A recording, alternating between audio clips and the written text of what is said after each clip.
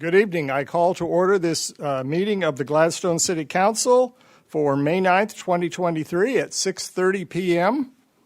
The City of Gladstone is abiding by guidelines set forth in House Bill 2560, which requires the governing body of the public body, to the extent reasonably possible, to make all meetings accessible remotely through technological means and provide opportunity for members of the general public to remotely submit oral and written testimony during meetings to the extent that in-person oral and written testimony is allowed.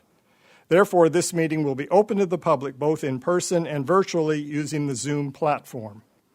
If members of the public would like to comment on an agenda item, either virtually or in person, please email your comments to the city prior to noon today. Individuals attending in person may submit a speaker card to the city recorder prior to the beginning of the meeting. Comments are limited to 3 minutes. The City Council will also have Gladstone City event announcements during the meeting and business from the audience at the end of the meeting. To speak during either time, once again, the rules are the same. We gratefully acknowledge the Clackamas, Chinook, and Kalapuya Native peoples on whose ancestral homelands we gather.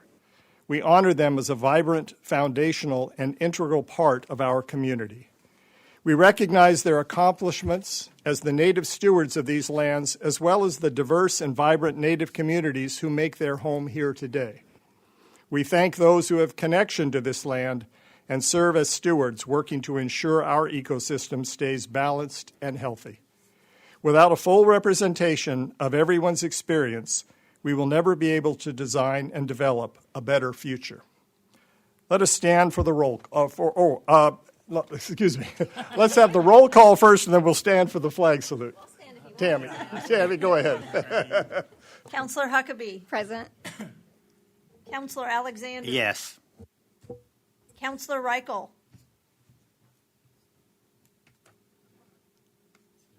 Councillor Reichel.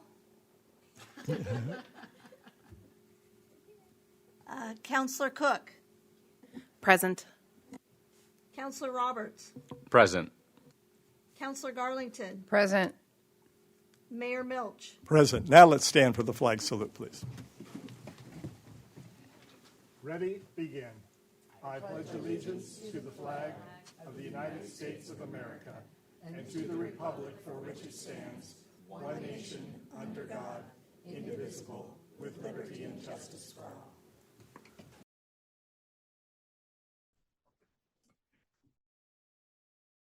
We have a long agenda number-wise tonight, but I don't think it's going to take us as long as it appears on paper. I'm keeping my fingers crossed on that one. We start with the consent agenda to approve our meeting minutes, March bank balances, budget report for the month of March, or the period ending with the month of March, approval of the March check register, and department head monthly reports for April. And then we will get our regular monthly report from Clackamas Fire District Number 1, an introduction of our community service officer. We'll have an opportunity for Gladstone City event announcements. And on our regular agenda, there's an intergovernmental agreement between the City of Lake Oswego and the City of Gladstone for warrant confirmation. A letter of endorsement to Metro for regional transportation plan projects. And we have appointments to the Gladstone Park and Recreation Advisory Board, Senior Center Advisory Board, and Traffic Safety Advisory Board. Then we will adjourn to the Gladstone Urban Renewal Agency to approve our February 14th Urban Renewal Agency minutes and to consider a resolution UR 71 regarding the demolition of the old City Hall. Then we'll reconvene as a regular city council for discussion and disclosures regarding our statements of economic interest. Then we'll have business from the audience and business from the council. Are there any additions or corrections to the agenda? Thank you, Mayor. I did want the public to know that we received additional application from Maria Mitchell for the Senior Center Advisory Board. I had sent that to you in an email. And for the record, we now have 2 applications for that vacant term that once we get to that item on number 11, we will go through that process. Okay, thank you for reminding us at that point. All right. Is there a motion to approve the consent agenda as presented? I'd like to pull an item, please. All right, which item would you like to pull? Number 1. Okay. All right, with the consent of the council, we'll pull that and go ahead, Councilor Huckabee. I am requesting number 1 be pulled. There's a correction that needs to be made in the minutes on page 1-9. Second paragraph down, it states that I stated that I had done a ride along with Officer Orr. I did not state that. I had congratulated or encouraged Counselor Roberts that he had done a ride along with Officer Orr. I have not been on one yet. So I would just like that corrected. Okay.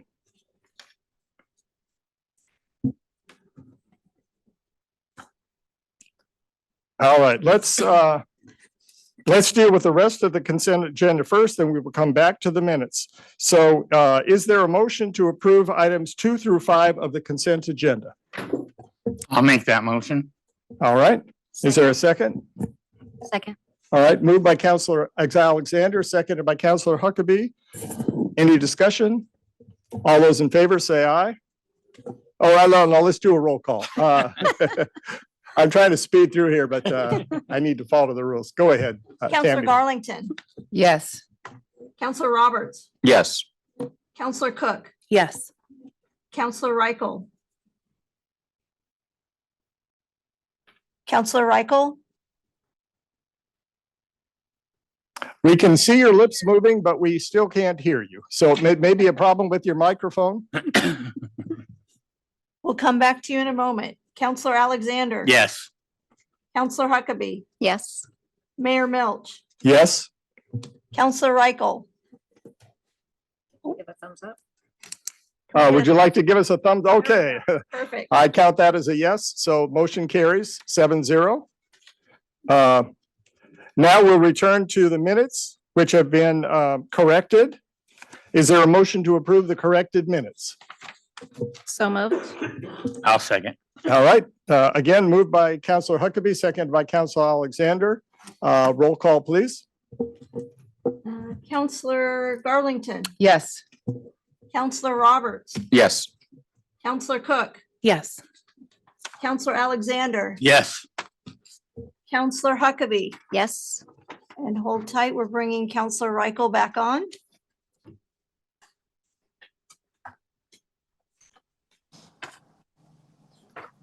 Okay, can you hear me now? Yes. We can. Okay, good. All right. We currently have a motion on the table for approval of the minutes that were amended. And I'm just checking to see if you approve as well. Yes, I do. Okay, we're good. Oh, I've not voted yet. Oh, I'm sorry, Mayor Milch. Yes. Thank you. Okay, minutes approved. All right, we move on to item number 6. Any correspondence, Administrator Betts? Nothing, thank you. Okay. Item number 6, the report from Clackamas Fire District.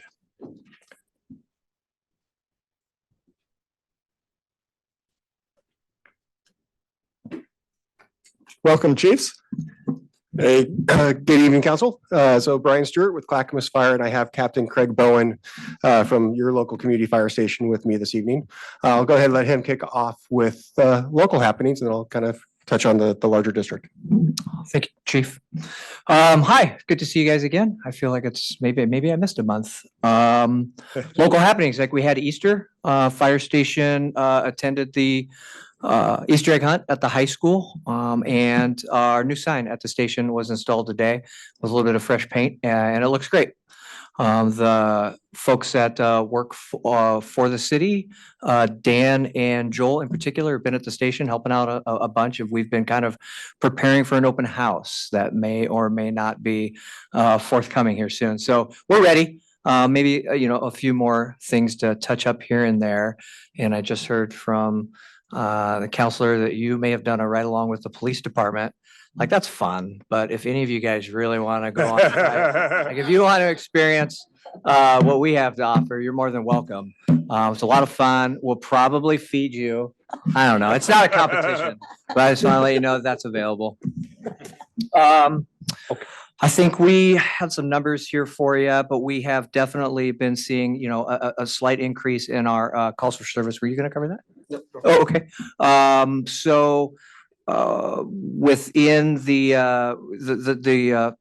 engine 322, your community fire station here, we ran 123 calls this month. I think 106 were in the city of Gladstone, and then a few in our neighboring areas, right into Oregon City, and then just down 99, which is just a tick up from what we were experiencing the month before. But everything seems to be going well. Thank you. All right, thanks, Craig. And let's see, on top of that, outside of local happenings, and it was really a lot of fun. The crews had a great time in the spring.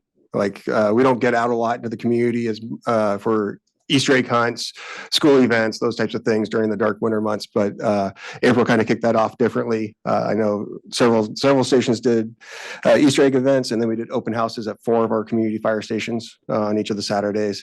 But one of the other things we had the opportunity to do, I think it was the second week of April, was celebrate our telecommunicators. So you may know them as call takers or dispatchers, but they're the link between the call maker and us. Or police. They really serve that vital connection.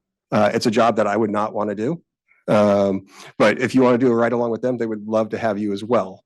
It takes a unique individual, and they do a fantastic job at CCOM. So we got the chance to celebrate them a little bit. Also in the month, we brought on our 20-person hand crew. So that's our seasonal hand crew that is out there mitigating some old wildfire issues, prepared to respond to new wildfires as they come up in the local area or across the state. They were instrumental back during last September's fire out in Milo McIver State Park. They came in, they're a very specialized unit, and they really kind of kick butt with what they do. We're very fortunate to have them. Speaking of that crew, it's wildland season. We're ramping up on a lot of things. Our crews were out doing structural triage training, looking at structures and seeing what they do and how to prep them and how to protect those, as well as getting our vehicles and apparatus set for the season. You may recall last year we applied for and received a $35,000 grant from the state to do some upstaffing during wildland season. We've applied for that again. We'll see if we get it, but those dollars also provided upstaffing during that East Wind event, which helped keep things small. Last couple pieces for you. We did receive an award from the state for an engine. We expect in the next year, 18 months, we'll get a Type 6 engine, which is not what you have at your community fire station, but it's the small brush truck type. So those wildland type engines. So we'll be getting one of those, and we'll be housing that for the state and staffing it as needed. We're getting ready to prepare for service for Sandy. So much like we're providing service to City of Gladstone, July 1, we'll have another customer. So we'll be working with them closely over the next couple of months to make that transition. We're excited about that opportunity, and we will continue to provide the great service that we do here as we take on some additional service area. Happy to answer any questions. And if you want to ride along with me at my desk, you're welcome to. But happy to answer any questions. Questions from any counselors? Mindy? Is your, the grant that you were talking about, that's new hires or that's additional monies to help with the extra hours? Yeah, so the grant that we put in with the state is $35,000 for upstaffing existing personnel. So other departments in the state may use it to hire seasonal staff. We would use it to hire back our career personnel for those hot weather, high wind days. Okay, and then my only other question was Sandy's transition. I've talked to a few people out there. Do they need us? Because we are so smart. Our administrator is Johnny on it, and you guys did such a great job. I just, if they have any questions or, anything like that. Yeah, I will pass that along. Steve Dieters is kind of the connection point for us out there, but it should be good. He's out there one day a week at least. Our finance person's out there quite a bit. Yeah, there should be a smooth transition like it was here. A great service July 1st. I'm excited for him. Yeah. Good weekend too. That's a big weekend. It is. So, Yeah, it'll be a big kickoff. all right. Yeah, thank you. Thanks. I appreciate your mention of the collaboration with the communications team and others. It just points out, and now that you're extending into other cities too, how much we rely on one another, your department and the other people in the public safety realm that worked with you. So I appreciate that. Do you have a comment? I guess I just have a question. So it seems like you guys are really expanding your influence pretty widely and pretty quickly. Do you anticipate any economies of scale as you are supporting Gladstone and now supporting Sandy? Is it going to be just kind of a one-for-one transition, or do you anticipate any changes or improvements to service or resources? Yeah, great question. So I think what you see with most of our customers is an increase in service. That's typically why folks are looking for other service providers. And we are a customer of other agencies as well. We provide fire and emergency services, but we outsource dispatch. We outsource different component pieces that we can do at an economy of scale that we couldn't do internally. So for example, with City of Gladstone provided great service with the staffing that they had, but their staffing was thin. They were working at days with 2 people on a fire engine. Towards the end of when Gladstone was an independent fire district or department, Clackamas Fire had to cover a couple of shifts because they couldn't staff on their own. So beyond the providing daily staffing at a minimum of 3 individuals per shift, we also increased the level of service by providing paramedic staffing. And as well as the integration into a larger system, which is just more fluid, more easy to work through. The city of Sandy has had kind of fluctuating staffing on their engine. So they have 3 stations. They staff 1 career station, shouldn't say career station. They staff their main station with a combination of career individuals, students, volunteers. And then they have a volunteer station that they also staff. The main station under the contract will go to a 3-person engine company like you have here. Guaranteed paramedic coverage 24/7, which is an increase from their baseline of like a minimum of 2, but it could fluctuate between 2 and 4, much like Gladstone could fluctuate depending on availability. Plus, they are also contracting to pay for a second unit 12 hours a day, 7 days a week. And that is going to be a 2-person unit, brush truck, Suburban, whatever it is, depending on the time of year, that will also be staffed with 2 firefighters, one of which at least will be a paramedic. So they are able to receive that, much like the paramedic level service here, because of the economies of scale, because we're not paying 2 fire chiefs, because we're not paying 2 operations chiefs, because we're not paying 2 finance administrators, right? Sometimes it takes a little bit of time to realize all those savings as positions turn over. But that's the intent, is that we can provide better service for the same dollars. Awesome. Thank you. I want to thank you guys just for your preventative maintenance out in the communities, seeing what you guys do on social media, the things, I think I saw a recent post either today or yesterday that was talking about, although the weather may be hot, the water is not. Water's still pretty cold, a lot of incidents related to that. So just what you guys are doing out in the community, preventative maintenance wise, is also seen. So I just want to thank you. Appreciate that. Appreciate it.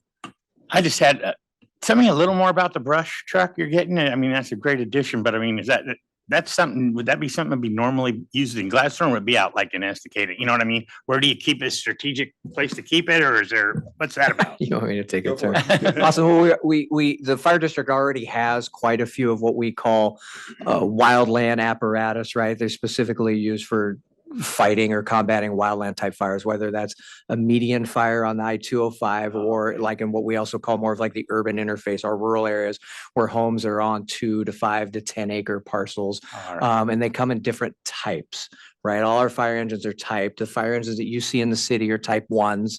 And then what we also have are 3s. You don't see a lot of 5s. It's a kind of a combination, down to 4s, right? And so I believe the grant, he said for $35,000. Am I understanding that? Yeah, so the engine grant is purchasing a fire engine, which is about $150,000. Okay. So this is a separate grant.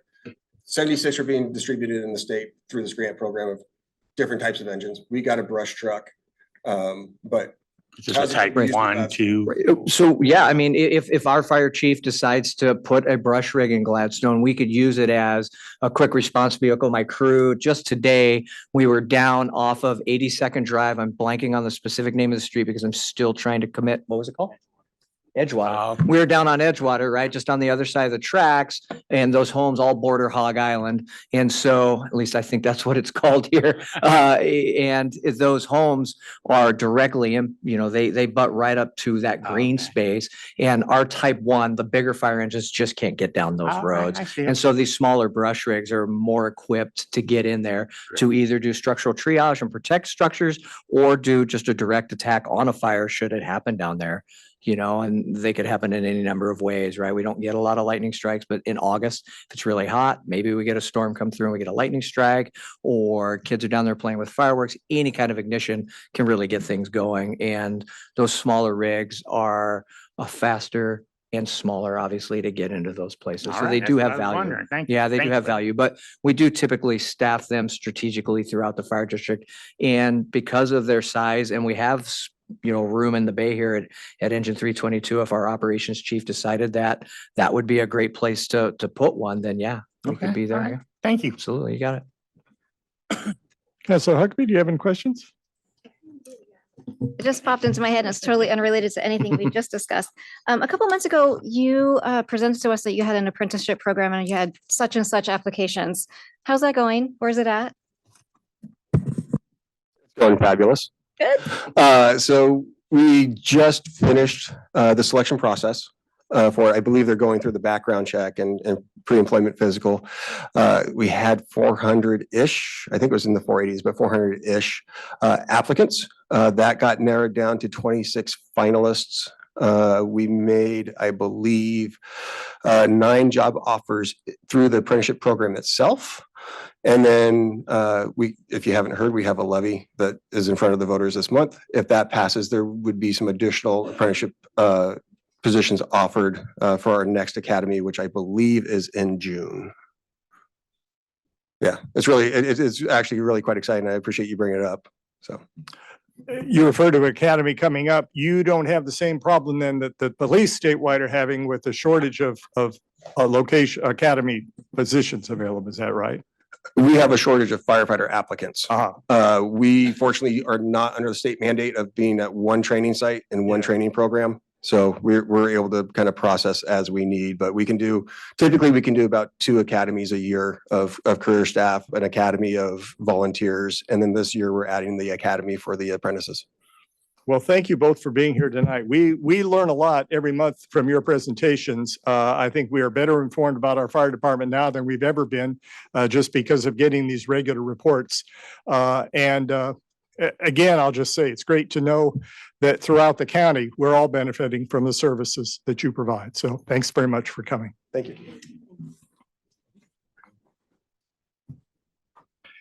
Next item on our agenda, Police Chief Schmerber has an introduction.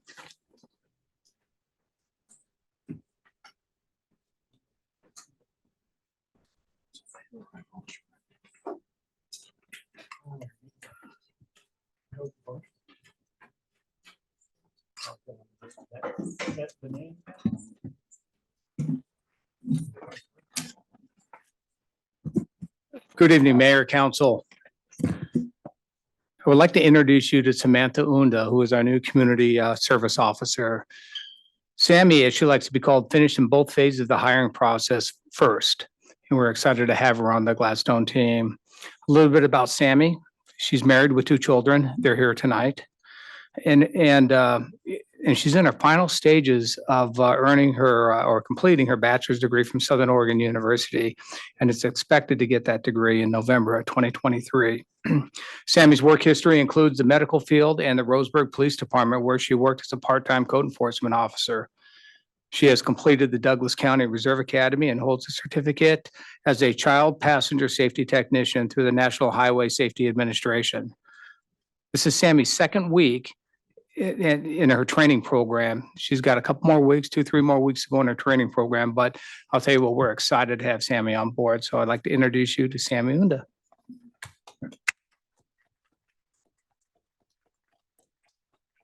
And feel free, if you have any questions, I'll just push this mic right over here. Put me on the spot. Welcome and I'm too excited. Welcome and congratulations, Sammy. It's really wonderful to have you. I was really excited to see that you're a CPST. I think I've heard a lot of community members who've asked questions about where they can get support, making sure that they have safe way to transport their kids around. So, let us know when you have availability. I know many of us would love to, let our neighbors know when they can take advantage of your services. Yeah, well, I'm here. Thank you. What is that? Just sorry. Oh, maybe because you're the expert, maybe could you share a little bit about what a CPST is and the services that you guys provide? Yeah, it's training through the National Highway and Traffic Safety Administration, how to safely have a child in a car seat, for their age. A lot of people aren't educated on it, so we're there to help educate people and help them, learn how to install car seats and what the best arrangements are for the vehicles that they have access to. A grandparents' day would be really helpful if you ever get around to that. I think as we move forward, you're going to find that the code enforcement hours have changed now. They're moving more to a Tuesday through Saturday. So Sam would be available during the weekend, at least one weekend day, to deal with other code related issues, whether it's parking in Belgian bar or events where the child passenger safety can be put to use at like the festival and in other places. So different events. Sammy's going to be with us this week at the Shred event, which is Saturday. Please come out. Cracksburger is coming out with their gearheads and shredding for the E-Shred. We have the Shred event going on and Drug Take Back. So feel free to come on out and out to the parking lot here at the Civic Center.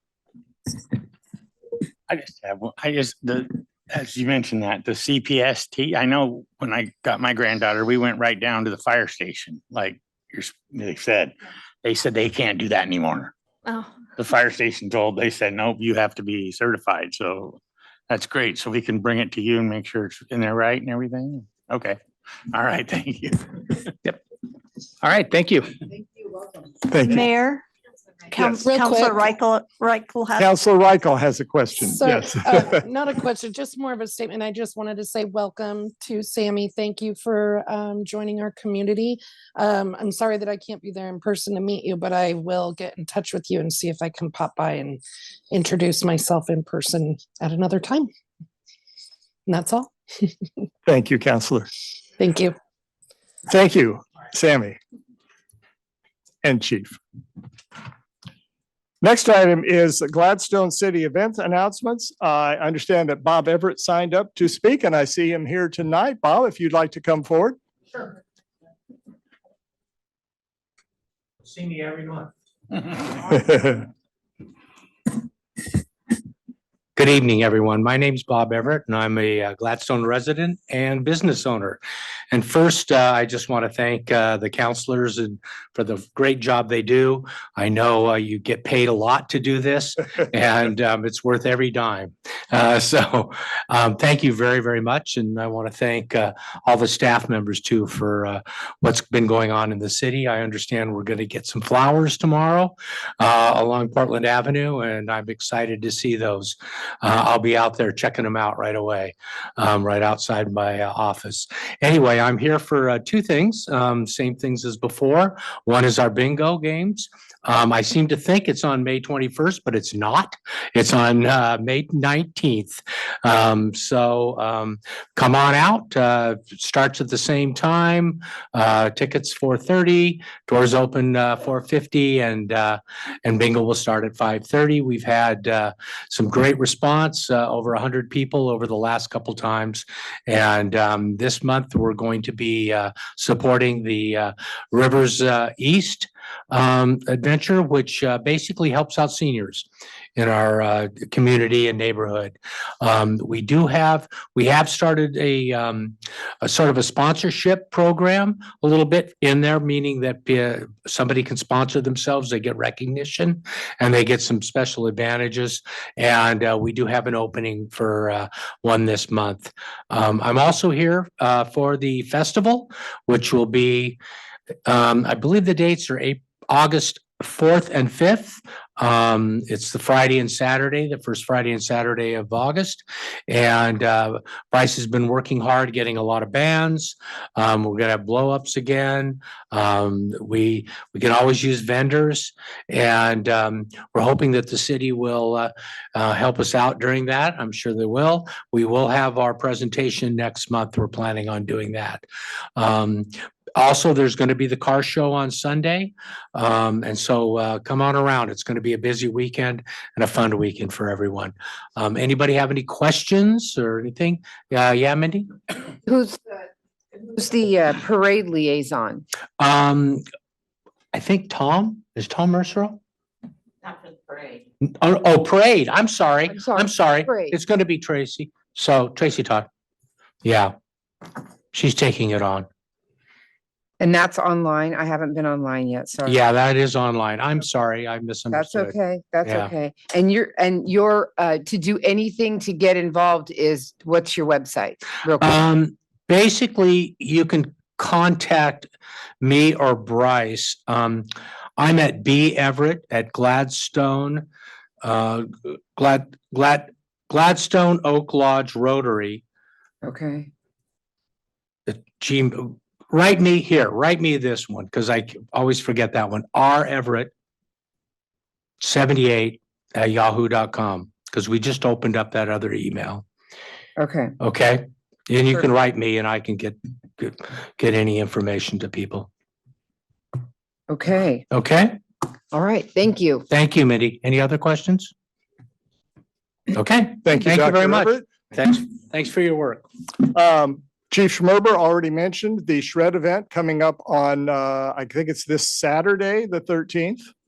And I also wanted to announce that the kickoff event of the Waterway Cleanup Series sponsored by Clackamas Water Environmental Services is next Thursday, May 18th at Meldrum Bar Park in Gladstone.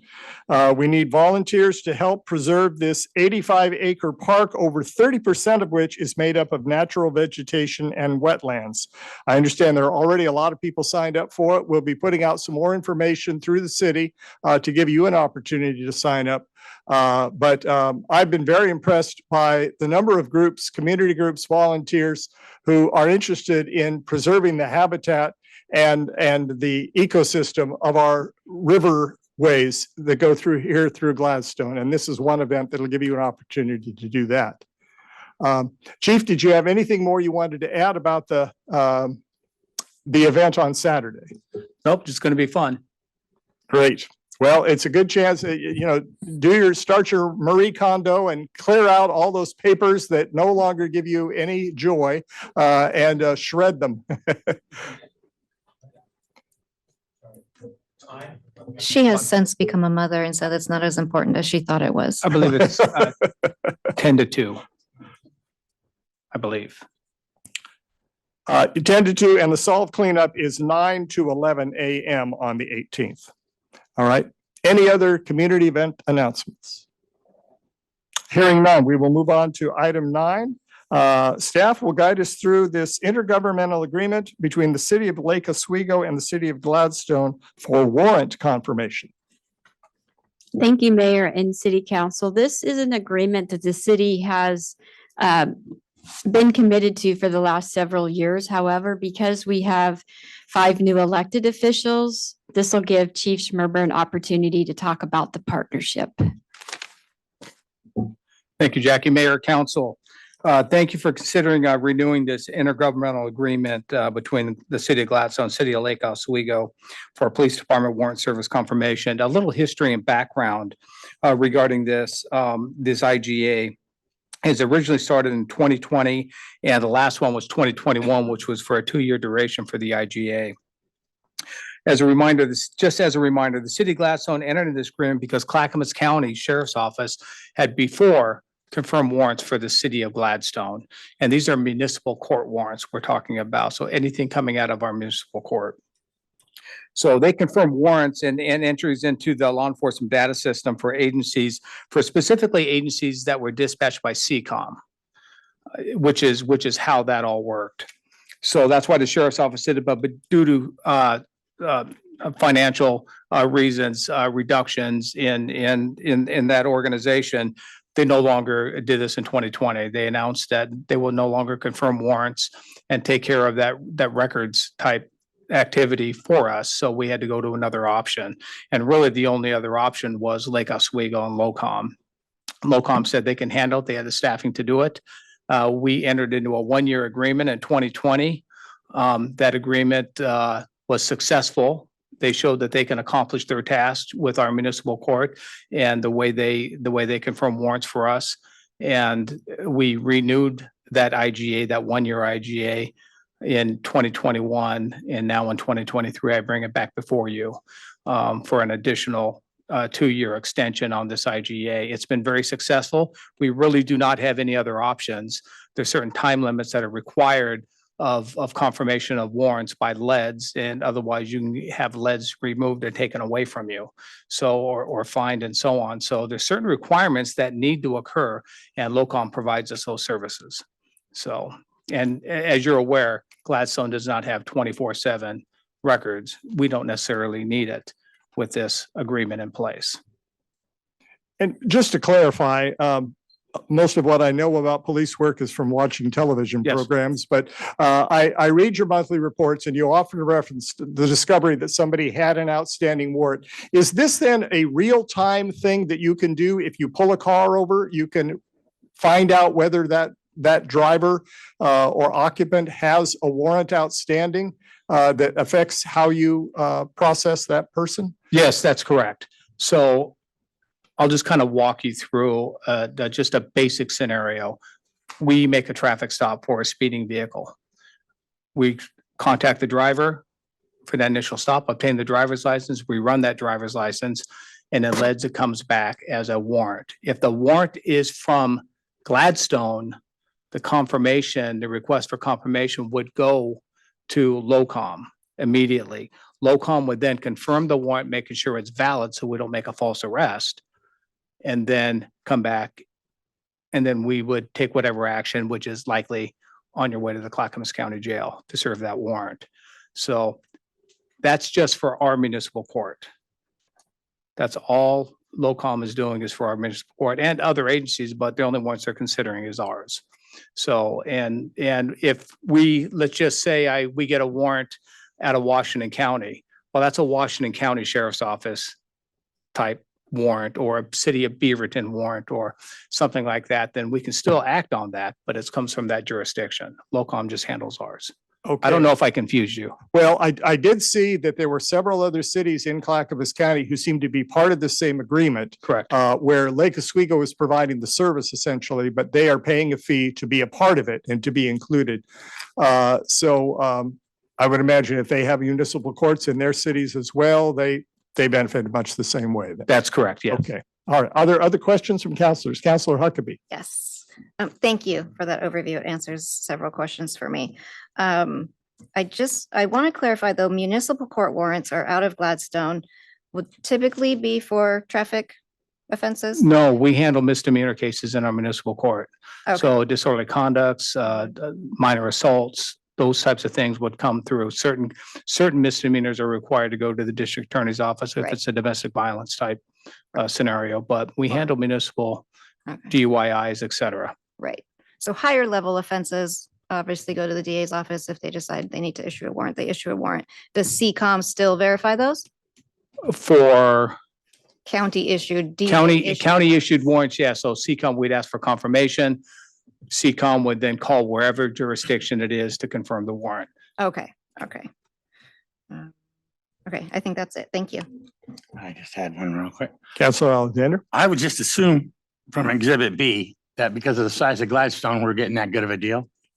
We're getting a pretty good deal. All right, that's what I thought. Okay, that's what I just wanted. Good job. Okay. Councilor Reichel, anybody else? Councilor Garlington. I'm just, I was here when we voted on it last time, and I'm just glad to see that it's a program that's working for us. That's, it's always good when we don't have to go shopping again, that something's working and you feel really good about it. And that tells us a lot. So thanks for the information. All All right, on page 9-1 at the bottom is recommended staff action. I will entertain a motion to approve the renewal. If someone would like to read that section. I would make a motion that the city council approve the renewal of an intergovernmental agency agreement, IGA, between the city of Gladstone and the city of Lake Oswego for police department warrant service confirmation. Is there a second? I will I'll second. second. All right, it was moved by Councilor Alexander, seconded by Councilor Roberts and Councilor Reichel. Any further discussion? Tammy, will you call the roll, please? Counselor Cook, Yes. Counselor Reichel, Yes. Counselor Alexander, Yes. Counselor Huckabee, Yes. Counselor Garlington, Yes. Counselor Roberts, Yes. Mayor Milch. Yes. The motion has been approved. Thank you, Chief. Next item. This is to consider an approval of the letter of endorsement to Metro for the 2023 Regional Transportation Plan projects. Staff, please. Thank you, Mayor, City Council. We have two high-profile and highly expensive projects that Gladstone has been working on for multiple years. One of them is going through the process of replacing the Trolley Trail Bridge, and the other is to do Portland Avenue improvements that were based off of the 2017 Downtown Revitalization Plan. In order for those two projects to be considered for federal or state funding, they have to be on what's known as Metro's Regional Transportation Plan. So what we're asking you for tonight is to endorse this letter that we would send to Metro, recognizing that, yes, these two projects are still important to the city of Gladstone. We do not have funding for them currently, but this would allow us the opportunity, like I said, to pursue funding to move these projects through the planning and the environmental phase. And it really is as simple as a letter of endorsement for tonight. All right, any questions from councilors?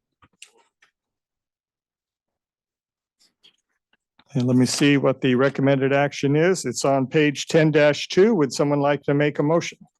I will make a motion that the council approve the letter of endorsement to Metro for the 2023 Regional Transportation Plan projects. Is there a second? A second. All right, it's been moved by Councilor Roberts, seconded by Councilor Huckabee. Any further discussion? Tammy, will you call the roll, please? Excuse me, Counselor Alexander. Yes. Counselor Reichel, Yes. Counselor Cook, Yes. Counselor Roberts, Yes. Counselor Garlington, Yes. Counselor Huckabee, Yes. Mayor Milch. Yes, the motion is approved.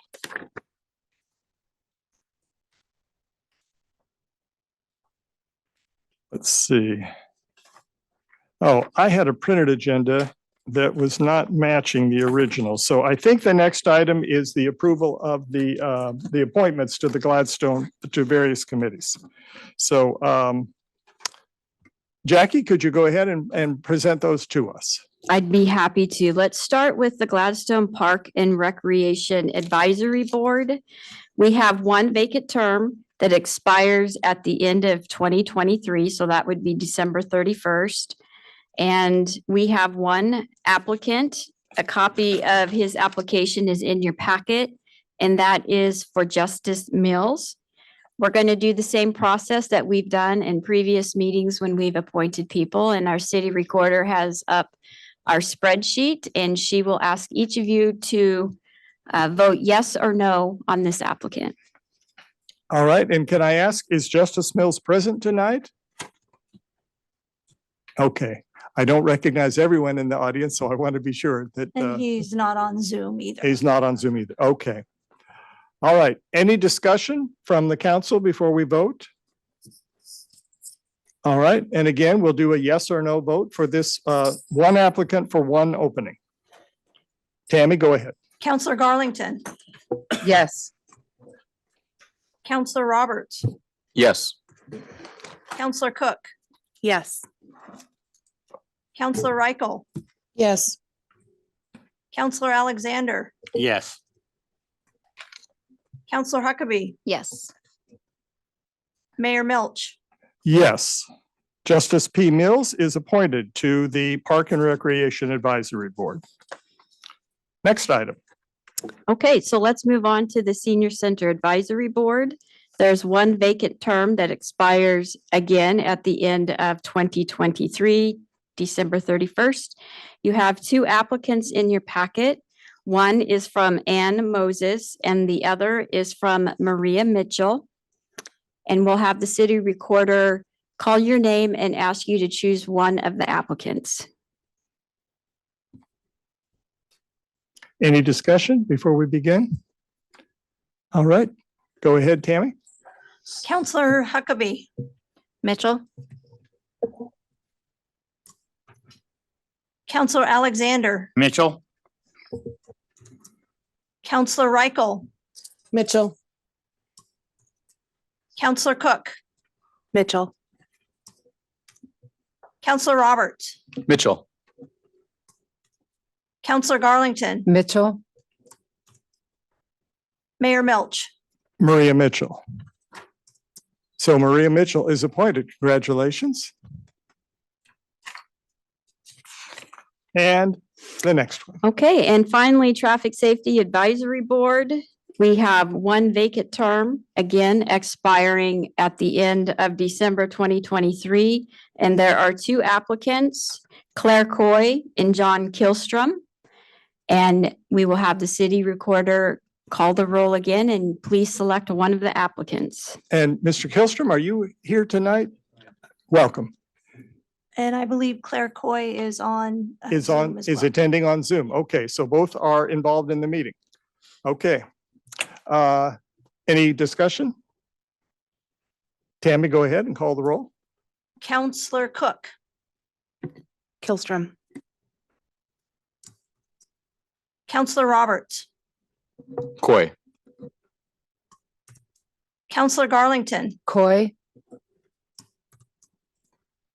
Counselor Huckabee, John Kilstrom, Counselor Alexander, Coy? Counselor Reichel, Sorry, I was muted. I'll go with Killstrom. Mayor Milch. Kilstrom. So John Kilstrom is appointed. Congratulations. All right, thank you. We appreciate citizens who volunteer to serve in this community, and we appreciate the advice we are given from these boards and the work that they do for us. So thank you very much. can I ask a question? Yes. Do we have any more holes in our boards? We do. We do, I know on budget. And I will look that up and get back to you. No worries. Thank you. Just asking. Budget at this point is moot because we're in that process, but I'm not sure how many others that there are. Okay. All right, at this point, we will adjourn to become a meeting of the Gladstone Urban Renewal Agency. And the next item on the agenda is approval of the February 14th, 2023 Urban Renewal Agency minutes. Those were the minutes when we approved the audit report, I believe. Is there a motion to approve the Urban Renewal Agency minutes of February 14th? so moved. Is there a second? Second. All right, moved by Counselor Huckabee, seconded by Counselor Roberts. Any discussion? You have a question?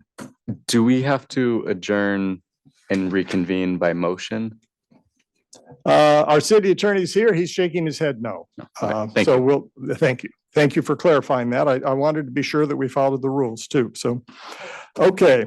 So, Tammy, will you call the roll regarding the approval of the minutes of our last meeting? Counselor Alexander, Yes. Counselor Huckabee, Yes. Counselor Garlington, Yes. Counselor Roberts, Yes. Counselor Cook, Yes. Counselor Reichel, Yes. Mayor Melch. Yes, minutes are approved. The next item is the adoption of a resolution. And I think Kathy Brucker, our finance consultant, will present this to us. Yes, thank you. All right. Thank you very much, Mayor. This resolution requests a transfer of funds between the contingency and materials and services organization units within the current biennium budget of $40,000. This will keep the URA budget in compliance for the 22-23 fiscal year. As you're aware of, the Gladstone Library Settlement Agreement between the city and Clackamas County committed the city to paying 1/2 of the demolition costs of the former city hall. It was originally budgeted at approximately $150,000 from the urban renewal 21-23 budget. Other unknown costs have increased the total project by approximately $40,000. So the funds are available within the contingency line item and may be transferred by resolution pursuant to ORS 294.463, paragraph 2, from one organization unit to another one within the same fund. All cost impact is offset within the organization units, so there's no overall increase to the urban renewal budget. Are there any questions about it? It's pretty cut and dried. All right, this is one of those things that comes up. We talked about it a little bit in our budget 101 sessions about the need to comply with the rules of not going over an appropriated amount. And so this is one of the ways we can do that. Any questions? All right, I think there is recommended staff action on page 13-1. I'll entertain a motion. I'll make a motion that we adopt resolution UR 71 to transfer $40,000 from contingency to material and services and remain at $4,370,839 as permitted by ORS 294.4632. Thank you. Is there a second? I'll second. All right, moved by Counselor Alexander, seconded by Counselor Huckabee. Any further discussion? All right, Tammy, will you call the roll, please? Counselor Roberts. Yes. Counselor Cook. Yes. Counselor Reichel. Yes. Counselor Alexander. Yes. Counselor Huckabee. Yes. Counselor Garlington. Yes. Mayor Melch. Yes, the motion is approved. Thank you, Kathy, for bringing that to us tonight. The last item on our agenda is regarding our statements of economic interest. I want to read a statement I put out on social media this week that kind of You summarizes. want to We need adjourn to the urban adjourn. renewal. Oh, okay, sorry about that. That's okay. And with the conclusion of that item, we adjourn as an urban renewal agency and reconvene as a regular city council. Okay. Next item. Persons in a position of public trust, judges, attorneys, elected officials, have a twofold ethical responsibility. First, to avoid impropriety, and second, to avoid the appearance of impropriety. The reason for the first is obvious. Officials are sworn to uphold the law. But the second is equally important, as the appearance of impropriety by a public official can do far-reaching damage to the public's trust of their elected leaders. Back in September 2021, when the Gladstone City Council was proactively working on issues of trust and accountability, I recommend that they schedule a public disclosure of personal economic interests that might influence their policy decisions. And when I was elected as mayor last fall, I chose to follow my own advice. And in January, I placed this next item on the agenda for our May 9th meeting. I couldn't have known then that public officials in the Supreme Court and the Oregon state government would be front page news for alleged ethical violations. But I am glad that the issue is in front and center in the minds of citizens. I'm happy to report that all 16 of the Gladstone officials who are required to file a statement of economic interest that includes 7 city councilors, 7 planning commissioners, the city administrator, and the city's municipal judge have complied with that requirement to file this statement by the April 15th deadline. That wasn't always the case in the past, but we've done a good job this year. The city councilors tonight will have an opportunity to elaborate on their SEI reports and The reason is that we value the trust of our community. I will start with myself. The SAI reports ask basically three kinds of information. Businesses with which you are affiliated, which may pose a potential source of conflict. Sources of income within your household. Property that you own outside of your own residence, property in the community. And then any gifts that you have received that might might need reporting because they might exceed some of the limits that are imposed on those. I'll begin. Mine is a little easier than most. My wife and I were both retired when we moved to Gladstone 8 years ago. So my wife receives a small pension, monthly pension from her service as a nurse for Kaiser. I take some distributions from individual retirement accounts that I accumulated during my working years. We also have a third member of our household. Last fall, we assumed guardianship of a teenager, a high school student who was living in an untenable housing situation. And that individual now lives with us during his last year of high school. He works at a local fast food restaurant. That particular fast food franchise, I think at one time was used by a former occupant of the White House to cater a dinner for a National Collegiate Championship football team, not the local one, but another one. But I don't anticipate that we will be using McDonald's to cater any city events, so I don't think there's any conflict there. The only property we own in Gladstone is our residence. And that's all I have to report. And I will allow counselors to just report in whatever order they'd like, just to provide any clarification to the public on these matters. Counselor Huckabee? I'm happy to go first. Mine's like even more boring. There is my job, which I work for Cambia and I love it. So You want to tell us what Cambia is? Oh, Cambia is the parent company for Blue Cross Blue Shield in 4-state footprint, which is Oregon, Washington, Idaho, and Utah. So fabulous company. I have two other people, my children who reside in my house, and the requirement under the SEI said you only have to report that if it meets a certain threshold of your annual income. My children's does not, so it's not reported. That's it. All right, thank you. All right, I go Counselor next. Thank you, Mary. This is a great opportunity. So I'm the only breadwinner in my family. It's a veterans disability compensation is what I get. But I am involved with two organizations. One's called the Haven Group. And our idea is to get affordable housing for low income people, but it's still on the ground floor. Haven't gone too far yet.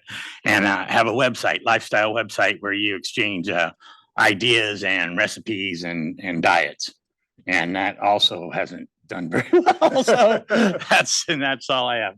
All right, both of those were reported on your SEI Yes, form? they're on there, yeah. Okay, very good. So yes. Oh, and I'm well aware of my obligation. If anything ever came up that would benefit either one of those businesses, I would have to recuse myself and make it known. Exactly. Yeah. And now the public has that awareness too. Yes, And so, yeah, you got to be on your toes. I know. You got to. All right. We're kind of going down the line. Counselor Reichel, are you prepared to go next? Absolutely. I work for Providence Health and Services, and that is my income, and I live with my son. And that's all I've got. All right. He's little, so he's not working. Yeah, but if he gets on YouTube, you never know. He could out earn you someday. Oh, so. please no. Let's not. All right, Counselor Cook. Thank you. Like Counselor Alexander, I'm the breadwinner for my household. I have regular W-2 employment through Whole Foods Market, which is a grocery chain. Probably knew that. Outside of my regular W-2 employment with Whole Foods, I own a small pop-up bookshop, Spoke and Word Books. I do have a home occupancy license through the city of Gladstone. I operate that business out of my basement, which is full of books all the time. My husband is tripping over books all the time. I am not currently drawing any income from that business. Right now, it's a jobby. It is in short-term temporary locations around Clackamas County. So sometimes we'll pop up in Gladstone, sometimes Oregon City. I have met with City Administrator Betts to understand my obligations around recusing myself if the business ever came before the council that could potentially conflict with interest in my personal business. And so thank you for helping me understand the rules there. And I feel well prepared to understand when I would need to do that. And I have no property ownership outside my home. All right, and bringing up that issue of asking for advice on this too, Administrator Betts reminded me this morning that the State Ethics Commission also is very willing to provide advice to elected officials if there's ever a situation where you have a question about whether you need to recuse yourself or what disclosures need to be made. So they want to help us. They don't want to catch us. They want to help us. All right. Can I also just add real quick that Sure. they have a website. If you go on it, they have training classes. There you go. Yeah. click on Yeah. and watch, yeah. It's very consistent with the Yes. desire to keep that those ethical standards. I just wish that well, I won't comment on the state official. Councilor Roberts. Thank you, Mayor, for this opportunity. I'd just like to say I am not the breadwinner of my home, and I do not own property within Gladstone. I don't own any property, to be quite honest. Outside of that, I had nothing of significance to note. I notated just to be explicitly above board that I have a secondary occupation working for Clackamas County, but there's no conflict there. I just notated it to be extremely above board. Thank you. Very good. Thank you. If we ever have an intergovernmental agreement with Clackamas County that involves the department for which you work and, potential, I spoke to a citizen last week who had an 11-year-old son who had an idea that a property on Portland Avenue would make a good public swimming pool. So if that were ever to come to pass and we needed a lifeguard or someone with that experience, you might have to recuse yourself because you could benefit financially from that. But that's the sort of situation we would look at. Councilor Darlington. This month, as a matter of fact, I'm celebrating 30 years at my job, which I'm incredibly proud of. I work for my sisters, I work with my sisters, and they are the light of my life. And that's where all my income comes from, with the exception of the husband who does still work, and he works down at the shipyards and has since he got out of the service. So if anybody's interested to why we have extra people on our address on the voters list, it's because my daughter is in her 22nd year of military service. And as a active duty military participant, her family is entitled to a home address in the state of Oregon. Oh. That is ours. And she's entitled to that because she did the whole thing at Gladstone, grade school, middle school, high school. So that's where we're at our house. Very good. All right. Well, thank you. Thank you, all of you. This is not something you've been asked to do publicly before, but I just feel, and I felt a long time ago, but particularly in the climate we are in right now in the state and the nation, it's important that the public know and trust its elected officials. Is there any business carried forward? I just want to share that we are so close to groundbreaking on our new library. And I did notify all of you that the Board of Commissioners is going to finalize the contract May 17th at 10:30 a.m. And if that goes through as expected, I look for them to start potentially as early as June in groundbreaking. So we're close to the finish line. Thank you for approving the resolution on the demolition cost. I think it's a small consolation to what the Board of County Commissioners have approved through the last couple of years with the increase in the construction costs. So we're almost there. And I believe those meetings are often televised on the Clackamas County channel, which is channel 330 in high definition on Xfinity, Comcast cable, if you have that. So if you have a DVD, a DVR, you can record that and watch it later if you're not able to watch live. Yeah, it got high def. They're really good to watch now. All right, we will move on. Any business from the audience? We've received one, and Okay. it is from Annalise Kiefer. Come forward, please. And there's a button on the microphone. If you push it once, it'll turn on and stay on. And so introduce yourself, and we generally provide 3 minutes of time for presentations to the council. Great. Hello, council and mayor. My name is Annalise Kiefer. I live in the little bit of unincorporated Clackamas County that you touched upon last meeting. I didn't know that you had to sign up to speak, so I couldn't speak the last time. It sounded like the council wasn't particularly familiar with septic systems and all those kinds of things. And especially like the amount that it costs in Gladstone to hook up, which is $14,000, as opposed to Portland, which is 8,500-ish. Interestingly enough, Gladstone also does not do any sort of payment plan if you're low income, as opposed to Portland, which does long-term low payment loans. So they get people, because everybody should be on it environmentally. Like, we want people to not be part of the sewer. There was a great article, in fact, in the Gladstone paper that just came out about making sure waste isn't going into the sewer, and knowing how many issues the Willamette has had with toxicity and overflow. So I just wanted to put that out there, like, knowing that how much that annexation fee costs, and that's not the city doing any work. That's like, yes, you may hook up now. Like, it's on the homeowners to do all the construction portion and to pay for all that separately. In our situation, there's already laterals that were put in, but where was when the opportunity came to hook up, there was some easement arguments, I guess. I know this from Ross, who is here with us, who's a long-term resident. Right now, because we have to have easement of 4 properties, and everybody's in line. So I just wanted to put that out there, that this is a unique time where everybody's cooperating to get all these 3 houses. And then the 4th house, who has the lateral, like, we're all cooperating, which is awesome. And that I don't know, I hope that continues to happen, but that might be an issue in the future.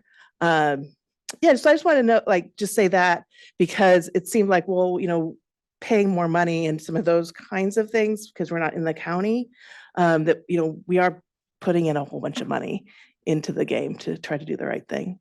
So. Thank you for coming and sharing tonight. This was in reference to, I believe it was a work session that we were looking at the issue of annexation and what our policy should be regarding people annexing primarily for sewer treatment reasons. And this is helpful additional information. The city council also approves the fee schedule, and having that information and the ability to compare it and to consider options like a financing option may shape policy in the future. So I appreciate your coming forward and sharing this with us so that we can keep that in mind and perhaps contact you again in the future if we get to a policy making point on this issue. Yeah, and I know that it's going to probably be complicated for you guys as well, because there are houses that have connection to the sewer that are unincorporated houses. And so there's all this wishy-washiness that will probably have to be circled in, whichever way you guys decide, All right. Just want to put that in there. Sure, go ahead. I just want, had you looked into any programs, maybe that Clackamas County could help you do that for low income? Zero. There's zero Yep. plans or nothing anywhere. Huh? Yeah, there's nothing. I mean, the Gladstone sewer is our only option. And there's a bunch of houses on that street that are not connected. Some you'd have to actually go through the other houses that are behind them to get sewer access. It's tricky because it's bedrock there. And so there's not a lot of options depending on kind of where you're at. And my guess is there's not many options going into the street either. So when we talked a little bit about connecting to city water, I don't think that would happen because we're on Clackamas River water. And nobody wants to change pipes that already exist. All right. Well, thank you. Yeah. That gives us a little more insight into that issue, which is likely to come before us again in the future. Sure. So, And I'm sure with the age of the houses that are in this area, I bet there's a bunch of houses, unless it was mandated at some point by the city, that are still on septic or cesspool. It's of the older system. okay. Thank you so much. All right. Business from the council. Let's start, let's see, I started in the middle and worked my way out last time. Let's start with Councilor Garlington, if you will. And She's still taking notes on this one. No, that's good. Question, and if I don't write it down, I'll forget it. All right. So the only thing I want to say is that there's a lot of stuff that's happening in Gladstone. Anybody that's listening online or that's going to listen later, go onto the city website. Our administration does a really good job at keeping that updated. There are many volunteer opportunities. The Solve was brought up. It's going to be a really big event. It's already been posted on Pamphlet Media. I've seen it in different pop-ups on just, pop up somehow on Facebook and that kind of thing. So there's a lot of things happening and a lot of opportunity for people. So get onto the city website, take a look at what's going on and get involved. It's just I've always said it is a great way to meet people, and it's a good way to be part of your community. And it's important to be a part of your community because that's where you really get engaged. My mom always said that, the more you do with people at where you're at, the more you feel part of it. And I think that that's really important. And I hope that people take that into consideration and put themselves out there and volunteer with other people. So thank you. Councilor Roberts. I don't really have much. Just want to say that I'm looking forward to going on a tour of the Oak Lodge Water Service Facility tomorrow with Councilor Alexander and Administrator Betts. Excited to report back on what we see in here. Councilor Cook. I'm excited to note that we are extending the deadline to hire our economic development and tourism coordinator through the city. This role is currently posted and we'll be taking applications through 5/19. Really excited to see the city get this position in place to be able to support execution of the downtown revitalization plan and to see the city further its goals towards economic revitalization and supporting our vibrant downtown. Thank you, Councilor. Councilor Reichel. I don't have a whole lot. Unfortunately, I wasn't able to attend the Parks Board meeting last night. I did see that that Public Works is in the process of meeting with Willamette River Keepers, I think it is, and if Darren's there and I'm wrong, he can correct me, but that's what I believe I read, that we're in the process of working out events for invasive species treatments and cleanups down there, and in addition to similar things with solves. So just for our community to keep that on their radar if they are interested in helping. And that's all that I've got. Thank you. Councilor Alexander. I just agree with Councilor Roberts. We're going to have a good time tomorrow. Also, I would suggest anytime you can go, any of the councilors, that we attended a dinner at the city of Happy Valley, and it was neat. You get to talk to other councilor members from other cities and their mayors, and that was fun. I enjoyed that. And there's another one coming up, and just that I think Gladstone's moving ahead very nicely, and a lot of good things are getting done. Very good. For me. Thanks. Councilor Huckabee. Mine's going to be a little more lengthy tonight. Sorry, folks. You could I'll be quick. Speak a little louder. All right, I'll move this closer. Thank I have a quiet voice. So I just want to bring recognition to a couple of things that are happening this month. They're not necessarily local. May is Asian American and Pacific Islander Heritage Month. AAPI Month was first celebrated in 1978. It is a time to celebrate the history, culture, and contributions of the AAPI communities in the United States. Also, to honor the struggles and achievements of the AAPI community and to recognize the diversity and richness of AAPI communities. It is also National Mental Health Awareness Month. This is to recognize and increase the awareness of the importance of mental health and wellness in all of our lives, and also to celebrate recovery from mental illness. If you or someone you know is struggling or in crisis, help is always available by calling or texting 988, or you can log on and access a chat feature at 988lifeline.org. One last thing is on May 5th, it was MMIW Day, Missing and Murdered Indigenous Women and Girls. This day is to bring awareness for the MMIW cause and the fight against the injustice that's happening to Native women and their families. I urge all of you to visit our own Representative Anessa Hartman's social media to view the brave address she gave on the House floor this past week, recognizing MMIW Day. This can be found on her Instagram page at Anessa for Oregon. That's it. Thank you, councilors. I continue to represent the city of Gladstone on C4, the Clackamas County Coordinating Committee.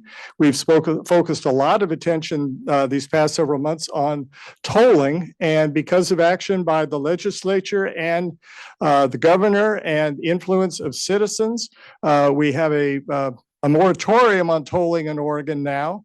There was a bill proposed that would have established a task force composed of a variety of interests and stakeholders, including the trucking industry, Metro, local officials, legislators, that would have spent some time looking at that issue and trying to reach some more equitable solutions. I don't know what the future of that task force is, because the governor sort of said, I'll go ahead and do the moratorium and declare that there will be no tolling until 2026 at the earliest. So we'll have to watch that issue and see where it goes. But I'm glad that we had strong representation from Clackamas County legislators to convince people across party lines and across geographical lines in the state that the proposed method of tolling freeways, which would have impacted Clackamas County greater than any other area, was neither equitable nor financially appropriate. And so that action is appreciated. We sent several letters from this community over the years on this issue and cooperated with other officials expressing those concerns. So now that we're not talking about tolling so much with that sense of immediacy, we did spend a lot of time looking at the economic development as one of the big goals for our county and the communities in our county. And like many other cities, I heard, we are working on downtown revitalization. A lot of them are too. We're concerned about transportation as a means of encouraging people to come to this city, of enabling people in the city to work locally, to work elsewhere. So it's a good group of mayors and councilors and county level officials who talk about these regional issues that really affect all of us. And rather than feeling like we're just out there on our own trying to do things at a local level, we work cooperatively and listen to one another. And it's very important. I attended you'll see this also in the Pamplin media, the tree planting that was done at Gladstone Nature Park a couple weeks ago in honor of former Mayor Wade Byers, who served this city as mayor for 36 years. He's the second former mayor to have a tree planted in his honor. And this time the focus was on his current service, which is as a board member, I think chair for some time. I'm not sure if he's still the chair of the Clackamas Educational Service District, which provides educational services, especially special ed, to school districts in Clackamas County. It's an important commitment of his, very important service that group provides to school districts. And so I was proud to have been invited to be a part of that ceremony. So that's what I have tonight. Anything else from anyone else? All right, I will entertain a motion to adjourn. So moved. Second. It's been moved by Councilor Huckabee, seconded by Councilor Alexander. Tammy, will you call the roll, please? Counselor Huckabee, Yes. Counselor Alexander, Yes. Counselor Reichel, Yes. Counselor Cook, Yes. Counselor Roberts, Yes. Counselor Garlington, Yes. Mayor Milch. Yes, meeting adjourned at 7:49 PM. Thank you.